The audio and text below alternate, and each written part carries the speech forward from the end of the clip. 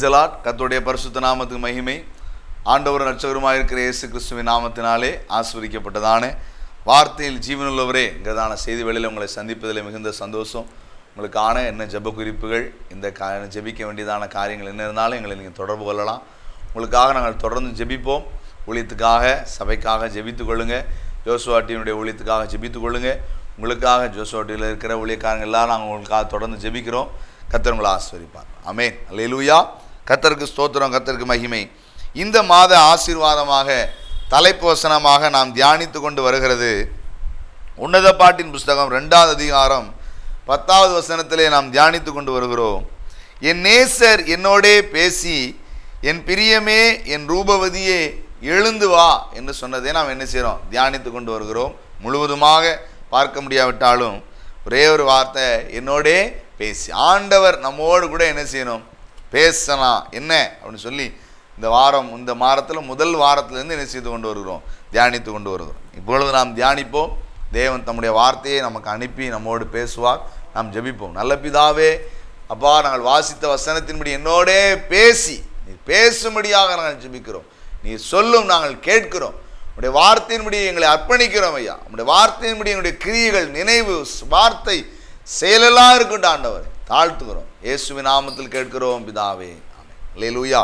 ஆனபடினாலே நாமும் தேவன் என்னோடே பேசி, ஆனபடினால் ஆண்டவர் நம்மோடே பேசுகிறதற்கு நாம் என்ன செய்திருக்கிறோம்?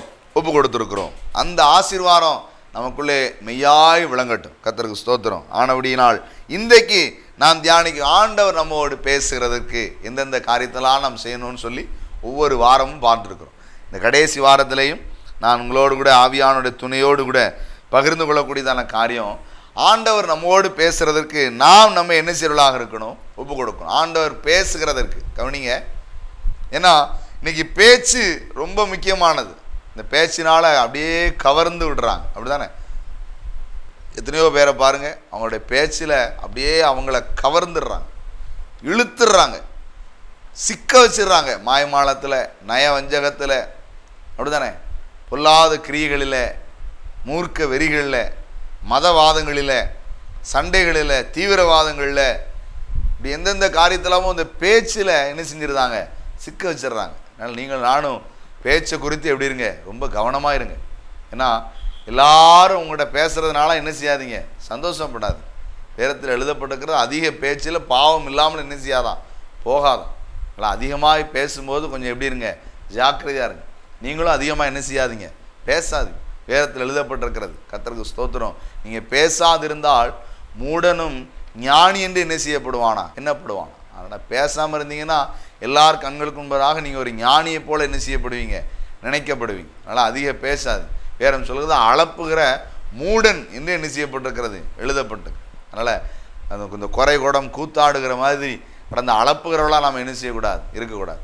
சரியாய் பேசுங்க, நேர்த்தியாய் பேசுங்க, கனத்திற்குரியவர்களை வார்த்தைகளை பிரயோஜனப்படுத்துங்க, பக்தி விருத்திக்கு ஏதுவான வார்த்தைகளை பிரயோஜனப்படுத்துங்க.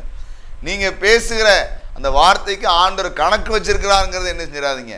மறந்துடாதீங்க. கர்த்தருக்கு ஸ்தோத்திரம். அதனால் எத்தனையோ பேச்சை நாம் கேட்டுக்கிட்டு இருக்கிறோம். ஆனால் யாருடைய பேச்சை கேட்குறோமா? ஆண்டவருடைய பேச்சை கேட்குறோமா? ஏன் தெரியுமா? அவர் பேச்சை நாம் கேட்க ஆரம்பிச்சிட்டோம்னா நம்ம பேச்சு எப்படி இருக்கும்? சொல்லுங்கள். அல்லேலூயா. கர்த்தருக்கு ஸ்தோத்திரம், கர்த்தருக்கு மகிமை உண்டாகட்டும். அவர் பேசுகிறத நாம் கேட்டு பழக்கம் இருந்துச்சுன்னா, அதான் இந்த உன்னத பாட்டில் சொல்லப்படுகிறது, என் நேசர் என்னோடு பேசி. அவர் பேசுகிறத நம்ம கேட்டோம்னா நாம் பேசுகிறதுல சரியாக இருப்போம். ஆமாம். கர்த்தருக்கு ஸ்தோத்திரம், கர்த்தருக்கு மகிமை உண்டாகட்டும். இதை நாம் இன்றைக்கி என்ன செய்ய போகிறோம்? ஒப்பு கொடுக்க போகிறோம். ஆனால் அவர் பேசுகிறத கேட்காததுனால தான் நம்ம வாயிலேருந்து பொய்யும், புரட்டும், பித்தலாட்டமும், அப்படிதானே? நடந்த மாதிரி, சொல்லாததை சொன்ன மாதிரி, பார்க்காததை பார்த்த மாதிரி, இல்லாததை இருக்கிற மாதிரி. ஆமாம். இப்போ சில ஆட்கள் சொல்கிறத கேட்டிருக்கேன், புண்ணு அப்படின்னா அப்படியே புழுத்துட்டுருவாங்களாம். புழு வச்சிருச்சுங்கிற மாதிரி பேசுவாங்க. நடக்காதெல்லாம் அப்படி பேசுவாங்க. இந்த மாதிரி வார்த்தைகள்லாம் நமக்குள்ளே வர்றதுக்கு காரணம் என்ன தெரியுமா? அவர் பேச்சை கேட்காததுனால தான். உங்கள் பேச்சு சரியாக இருக்கணும். உங்கள் பேச்சை கேட்டு 4 பேர் கனப்படுத்தணும் உங்களை. ஆமாம். உங்கள் பேச்சை கேட்கறதுக்கு வரணும், சொல்லணும். அவர்கிட்ட போய் கொஞ்சம் நேரம் பேசிகிட்டு இருப்போம். அவர் நம்மோடு பேசினாலே, அவர் பேச்சை கேட்டாலே நமக்கு ஒரு நிம்மதியாக இருக்குது, சந்தோஷமாக இருக்குது. அவர்கிட்ட கொஞ்சம் பேசியிருந்தாலே நமக்கு ஒரு சமாதானமாக இருக்குன்னு உங்கள்கிட்ட பேச்சை கேட்க என்ன செய்யணும்? வரணும். ஆமாம், ஏன்னா நீங்கள் யாருடைய பேச்சை கேட்குறவங்களா இருக்கணும்? ஆண்டவர் பேசுறது கேட்குறதா இருந்தால். நீங்கள் ஆண்டவர் பேசுறது கேட்குறதா இருந்தால் உங்கள் பேச்சை அநேகர் வந்து கேட்கறதுக்கு காத்து கிடப்பாங்க. ஆமாம், அல்லேலூயா. ஆனால் இன்றைக்கி உங்கள் பேச்சை கேட்கறதுக்கு ஆளே இல்லை. அப்படி தானே சொல்கிறேன். நான் எவ்வளோ சொல்கிறேன், என் பொண்டாட்டியே சொல்கிறத கேட்க மாட்டேங்க. நீங்கள் ஆண்டவர் சொன்னதை கேட்டால் தான் உங்கள் பேச்சை உங்கள் வீட்டம்மா கேட்பாங்க. நீங்கள் ஆண்டவர் சொல்கிறத கேட்டால் தான் உங்கள் வீட்டுக்காரர் உங்கள் பேச்சை கேட்பாங்க. நீங்கள் ஆண்டவர் சொல்கிறத கேட்டால் தான் உங்கள் பிள்ளைகள் உங்கள் பேச்சை கேட்கும். ஆமாம், கர்த்தருக்கு ஸ்தோத்திரம். எஜமானாக இருக்கிற நீங்கள் ஆண்டவர் பேச்சை கேளுங்க, உங்கள் வேலைக்காரர்கள் உங்கள் பேச்சை கேட்பாங்க. நீங்கள் ஆண்டவர் பேச்சை சரியாக செவி கொடுங்க. ஆண்டவரே எனக்கு பேசுங்க, நீங்கள் பேசுகிறத நான் கேட்பேன், நான் செவி கொடுப்பேன், நான் கை கொள்ளுவேன் அப்படின்னு சொல்லி ஒப்பு கொடுங்க. நிச்சயமாக கர்த்தர் உங்களோடு கூட என்ன செய்வார்? பேசி உங்களுடைய பேச்சு அநேகரை கேட்க வைப்பார். கண்களை மூடி ஜெபிப்போமா? நல்ல பிதாவே, இயேசுவின் நாமத்தினால் நாங்கள் வாசித்த வசனத்துக்காக ஸ்தோத்திரம். நீ நேசர் என்னோடு பேசி என்று தியானிக்கிறோம். ஆண்டவரே, இந்த பிள்ளைகளோடு நீங்கள் பேசுங்க ஐயா. உங்களுடைய பிள்ளைகளுடைய வார்த்தையை அநேகர் கனவீனப்படுத்துகிறாங்க, அநேகர் அவமானப்படுத்துகிறாங்க, குறை சொல்கிறாங்க, குற்றம் சொல்கிறாங்க. ஒரு பொருளாகவே அவங்களுடைய பேச்சை நினைக்கிறது இல்லை ஆண்டவரே. அப்படிப்பட்ட நிலைமையில் இந்த வார்த்தை யார் யார் கேட்கிறார்களோ, என் வார்த்தைக்கு ஒரு மதிப்பே இல்லையே, என் வார்த்தைக்கு ஒரு கனமே இல்லையே, என் வார்த்தையை யாரும் ஏற்றுக்கொள்ள மாட்டேங்கிறாங்களே, நான் சொல்லுகிறதை யாரும் அங்கீகரிக்க மாட்டேங்கிறாங்களே, அப்படிப்பட்ட நிலைமையில் வந்திருக்கலாம் ஆண்டவரே. இந்த பிள்ளைகளுடைய வாயின் வார்த்தைகளை நீ ஆசீர்வதிங்க, நீங்கள் அவளோடு பேசுங்க. இயேசு கிறிஸ்துவின் நாமத்தில் கேட்கிறோம் பிதாவே, அல்லேலூயா. அருமையான சங்கீதக்காரன் சொல்லாரு, கர்த்தருக்கு ஸ்தோத்திரம், என் வாயின் வார்த்தைகளும் என் இருதயத்தின் தியானமும் நம்முடைய சமூகத்தில் எப்படி இருப்பதாக? பிரீதியாக இருப்பது. நம்முடைய வார்த்தை ஆண்டவரே கேட்பாராம். நீங்கள் ஆண்டவருடைய வார்த்தையை கேட்டால் போதும், அவர் உங்கள் வார்த்தையை கேட்பார். ஆண்டவரே உங்கள் வார்த்தையை கேட்கும்போது உலக மனுஷன்லாம் கேட்காமே போயிடுவாங்க. ஆமாம், கர்த்தருக்கு ஸ்தோத்திரம். நிச்சயமாக உங்கள் பேச்சை ஆண்டவர் ஆசீர்வதிக்க போகிறார். கர்த்தருக்கு ஸ்தோத்திரம். அதுக்கு நீங்கள் ஆண்டவர் பேசுகிறத என்ன செய்யணும்? கேட்கணும்.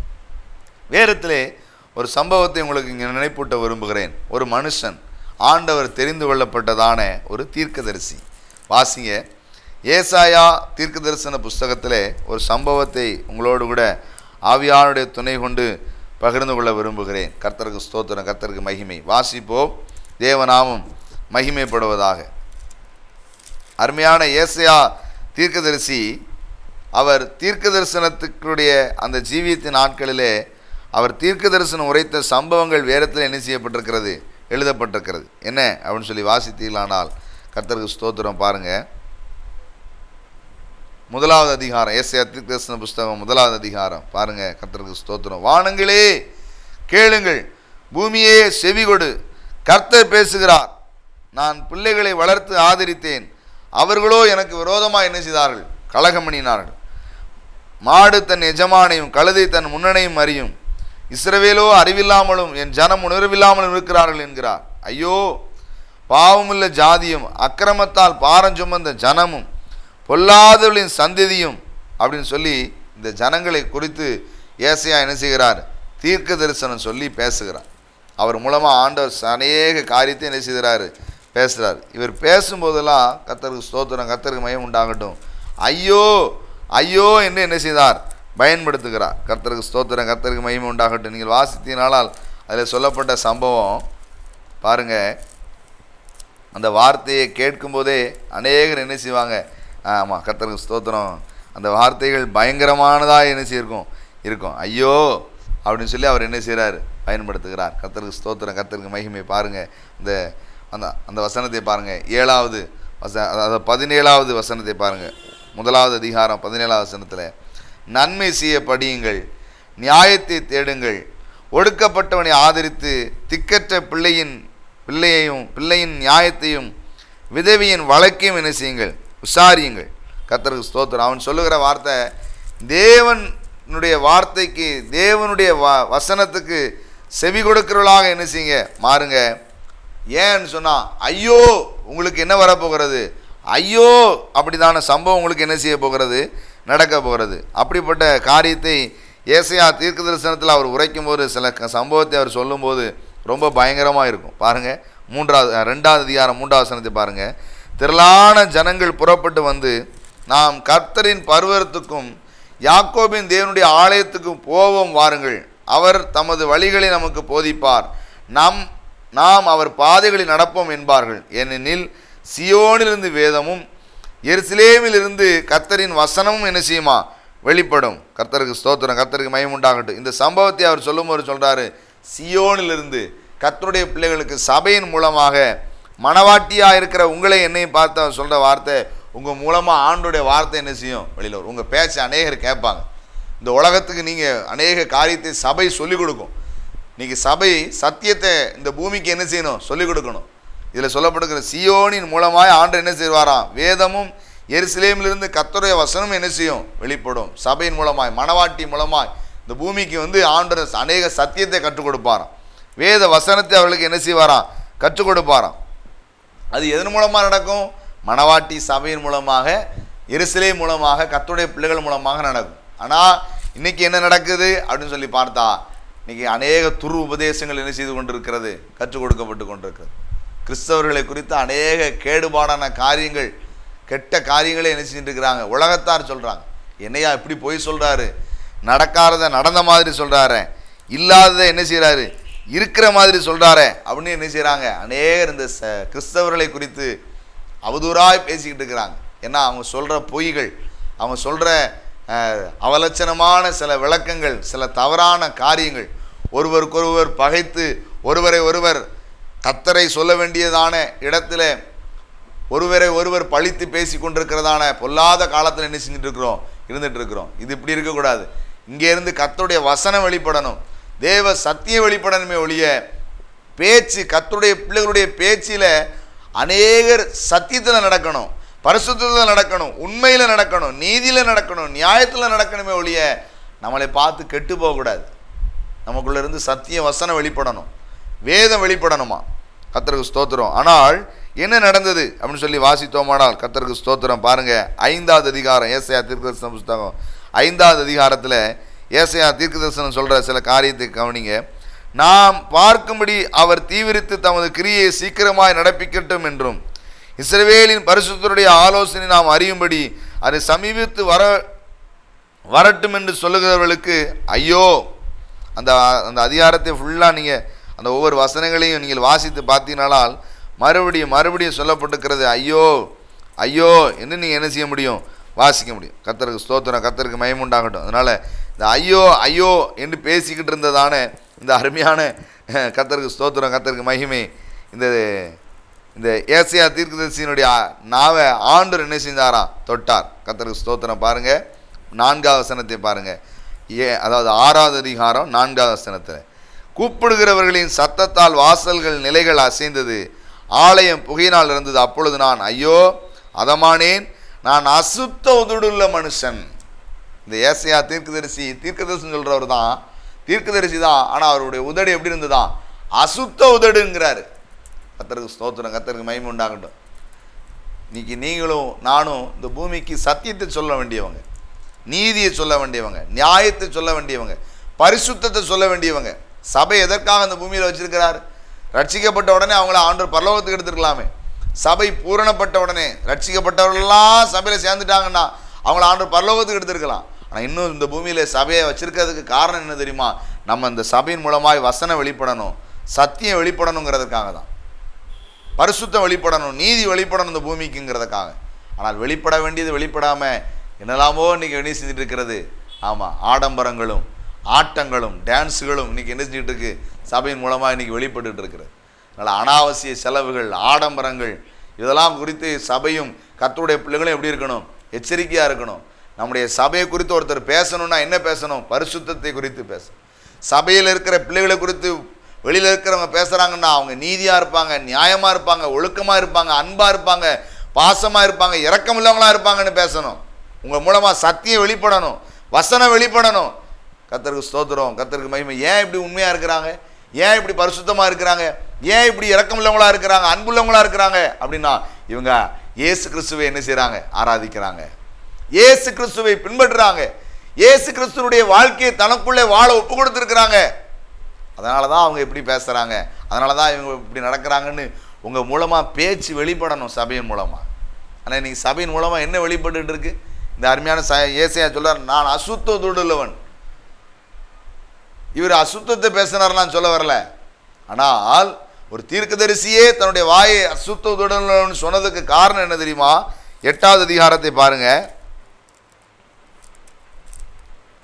கர்த்தருடைய பரிசுத்த நாமம் மகிமைப்படுவதாக. ஏசாயா தீர்க்கதரிசன புஸ்தகத்திலே 8வது வசனத்தில் பாருங்க, 11வது வசனத்தை பாருங்க. கர்த்தருடைய கரம் என்மேல் அமர்ந்து அவர் என்னோடே பேசி, நீ இந்த ஜனத்தின் வழியிலே நடவாதபடி எனக்கு புத்தி சொல்லி விளம்பினதாவது. கவனிங்க, கர்த்தருடைய கரம் என்மேல் அமர்ந்து அவர் என்னோடே பேசி இந்த ஜனத்தின் வழியிலே நடவாதபடிக்கு எனக்கு புத்தி சொல்லி விளம்பினதாவது. ஆண்டவர் அவனோடு கூட பேசி சொன்னாராம். என்ன பேசி? இவங்க வழியில் நீ என்ன செய்யாத, நடவாத. ஏன் இவங்களுடைய வழியில் என்னெல்லாம் இருந்தது? கர்த்தருக்கு ஸ்தோத்திரம், கர்த்தருக்கு மகிமை உண்டாகட்டும். இந்த ஜனங்களுக்குள்ளே, இந்த ஜனங்களின் வழியிலே நீ என்ன செய்யக்கூடாது, நடக்கக்கூடாது அப்படின்னு சொன்னால், இவர்கள் வீட்டோட வீட்டை கூட்டுகிறவர்கள், வயலோட வயலை கூட்டுகிறவர்கள், இப்படியாக இந்த இம்மைக்குரிய காரியத்தையே என்ன செஞ்சுட்டு இருக்கிறாங்க, செய்து கொண்டிருக்கிறாங்களே ஒழிய ஆத்துமாக்களை என்ன செய்கிறதில்ல, சம்பாதிக்கிறதில்ல. கர்த்தருக்கு ஸ்தோத்திரம், கர்த்தருக்கு மகிமை உண்டாகட்டும். இன்றைக்கி ஆண்டவர் உங்கள் மூலமாக பேசணும்னா நீங்கள் அவனுடைய பேச என்ன செய்யணும், கேட்கணும். உங்கள் பேச்சை அநேகர் கேட்பாங்க, இனிமேல் கேட்பாங்க. அன்றைக்கி ஏசாயா தீர்க்கதரிசி பேசும்போது யாரும் கேட்கல. அதனால தான் அவர் சொல்லுவார், வானமே கேள், பூமியே செவி கொடு. மனுஷன் ஒருத்தரும் கேட்க லாய்க்கில்லை. ஏன்னா இவர் அசுத்தோடு உதோடு உள்ளவனாக இருக்கிறேங்கிறார். என்னைக்கு இவருடைய உதட ஆண்டவர் அந்த தூதன் அக்கினி தழலை எடுத்து வந்து தொட்டு அந்த உதட அசுத்த உதட பரிசுத்தமாக மாற்றினாரோ, அன்றையிலிருந்து ஏசாயா தீர்க்கதரிசியினுடைய அந்த பேச்சை உலகமே கேட்க ஆரம்பிச்சிருச்சு. எத்தனையோ 1000 வருஷம் ஆனதுக்கப்புறம் இன்றைக்கி நீங்களும் நானும் அந்த தீர்க்கதரிசியினுடைய வார்த்தையை கேட்டுட்டு இருக்கிறோம். காரணம் என்ன தெரியுமா? அவர் தேவனுடைய சத்தியத்தை, தேவன் பேசினதை கேட்டார். இன்றைக்கி நீங்களும் நானும் தேவன் பேசுகிறத என்ன செய்யணும், கேட்கணும். அவர் பேசுகிறத கேட்குற அனுபவம் இருந்தால் நம்ம பேசுகிறத அநேகர் என்ன செய்வாங்க, கேட்பான். கர்த்தருக்கு ஸ்தோத்திரம், கர்த்தருக்கு மகிமை உண்டாகட்டும். இன்றைக்கி ஆண்டவருடைய சத்தத்தை கேட்கிற அனுபவம் உங்களுக்கு இருக்கா? அருமையான இந்த ஏசாயா தீர்க்கதரிசியினுடைய பேச்சை என்ன செய்தாங்க, அன்னைக்கு பழைய ஏற்பாட்டின் காலத்தில், இயேசு கிறிஸ்து ஊழியம் செய்த காலத்தில் பரிசுத்த வேதாகமும் அப்படின்னா என்ன தெரியுமா? ஏசாயா தீர்க்கதரிசன புஸ்தகம் மட்டும்தான்.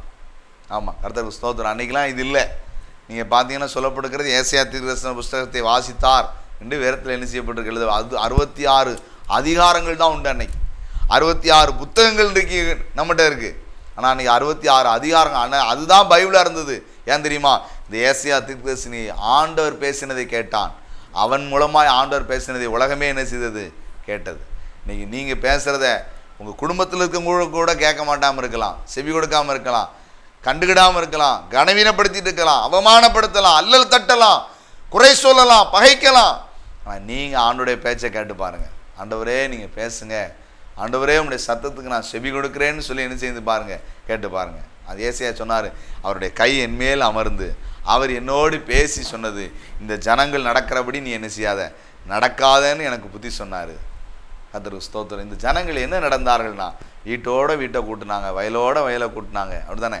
ஆமாம், கர்த்தருக்கு ஸ்தோத்திரம். காலையில் எந்திரிச்சு உடனே போய் சாராய கடையை தேடி என்ன செய்வாங்களாம், போனாங்களாம். இந்த வாழ்க்கை, இம்மைக்குரிய வாழ்க்கை உனக்கு என்ன செய்யக்கூடாது, இருக்கக்கூடாது. தேவனை தேடுகிறவர்களாக இருங்க. கர்த்தருக்கு ஸ்தோத்திரம். இன்றைக்கி ஆண்டவர் உங்களோடு கூட பேசியிருக்கிறா. இந்த பேசின சத்தத்துக்கு செவி கொடுத்தீங்கன்னா உங்கள் பேச்சையும் அநேகர் கேட்பாங்க. கர்த்தர் உங்களை ஆசீர்வதிப்பார். நாம் கண்களை மூடி ஜெபிப்போம். எங்கள் பரிசுத்தமும் கிருபையும் நல்ல ஆண்டவரே, அப்பா பிதாவே, இயேசுவின் நாமத்தினாலே உம்மை ஸ்தோத்திரிக்கிற ஐயா. ஆண்டவரே, உம்முடைய பிள்ளைகளுடைய வார்த்தையை, பேச்சை அநேகர் கனவீனப்படுத்தி கொண்டிருக்கலாம், கீழ்ப்படியாமல் இருக்கலாம், கவனிக்காமல் இருக்கலாம். ஆண்டவரே, அல்லல் தட்டி கொண்டிருக்கலாம், ஆண்டவரே அலட்சியம் பண்ணி கொண்டிருக்கலாம். என் பேச்சை யாரும் கேட்கறதில்லை என்ற மனவேதனையோடு இந்த வார்த்தையை கேட்டுக்கொண்டிருக்கிற பிள்ளைகள் ஒவ்வொருவோடு இடைப்படுங்க. நம்முடைய பிள்ளைகள் இனிமேல் நீர் பேசுகிறதை கேட்பார்கள். ஆண்டவரே, இன்றைக்கு கர்த்தாவே ஸ்தோத்திரையா, ஏசாயா தீர்க்கதரிசியோடு நீர் பேசின போது ஆண்டவரே, அவருடைய பேச்சை இந்த உலகமே கேட்க வச்சிங்களா. ஆண்டவரே, இந்த நாளிலே உங்களுடைய பிள்ளைகள் உங்களுடைய பேச்சை நீர் பேசினதை கேட்கிறவர்களாக மாற்றுங்க. உங்கள் கிருபை இரக்கம் தயவு தாங்கட்டும். உங்களுடைய பிள்ளைகளுடைய வார்த்தைகள் ஆண்டு அநேகருக்கு ஆசீர்வாதமாக இருக்கட்டும் ஐயா. உடைய நாமம் மகிமைப்படட்டும். மகிமை காணம் துதி எல்லாம் இயேசுவுக்கு செலுத்துகிறோம். இயேசு கிறிஸ்துவின் நாமத்தில் வேண்டி கேட்கிறோம் எங்கள் ஜீவனில் நல்ல பிதாவே, ஆமென். அல்லேலூயா. God bless you. கர்த்தர்